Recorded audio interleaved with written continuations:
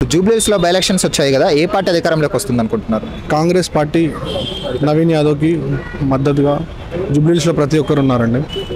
ఇప్పుడు నవీన్ యాదవ్కి ఎందుకు సపోర్ట్ చేస్తున్నారని ఆయనకు ఓటు పడుతుందని ఎందుకు అంత గట్టిగా నమ్ముతున్నారు? అంటే నవీన్ యాదవ్ గత 10 సంవత్సరాల నుంచి కూడా కాన్స్టెన్సీ మీద చాలా గ్రిప్ ఉంది. ఎంఐఎం నుంచి పోటీ చేసినప్పుడు 2nd ప్లేస్ వచ్చింది, ఇండిపెండెంట్గా పోటీ చేసినప్పుడు 3rd ప్లేస్ వచ్చింది. ఇక్కడ లోకల్ వ్యక్తి అయితే మా ప్రాబ్లమ్స్ సాల్వ్ అవుతాయి. ఒక లోకల్ వ్యక్తిని గెలిపించుకుంటే మా కష్టాలకు తోడుంటాడు. ఒక లోకల్ వ్యక్తిని గెలిపించుకుంటే మేము ఏదైనా చెప్పుకోవచ్చు. అతని ఇంటికి వెళ్ళి అయినా సరే కాన్స్టిట్యున్సీలో దగ్గర ఉంది, కాన్స్టిట్యున్సీకి చెప్పుకోవచ్చు. గత 2 సంవత్సరాల నుండి కాంగ్రెస్ మీద కొంచెం వ్యతిరేకత అయితే వచ్చింది అంటున్నారు. ఎందుకంటే ఉచిత బస్సు వల్ల చాలామంది ఇబ్బంది పడుతున్నారు. తెల్ల రేషన్ల కార్డు కూడా అందరికీ అందలేదు. కొంతమందికి 4,000 పెన్షన్ చేస్తామన్నారు, ఇంకా చేయలేదు. అదేమైనా ప్రభావం చూపించే అవకాశం ఉంది?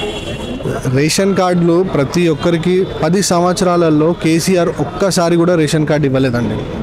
వాస్తవంగా చెప్పాలంటే 10 సంవత్సరాలలో రేషన్ కార్డు ఒక్కరు కూడా. ఈ కాంగ్రెస్ ప్రభుత్వం వచ్చిన తర్వాత ఎంక్వైరీ చేసి ప్రతి ఒక్క అరువునికి రేషన్ కార్డు ఇచ్చింది.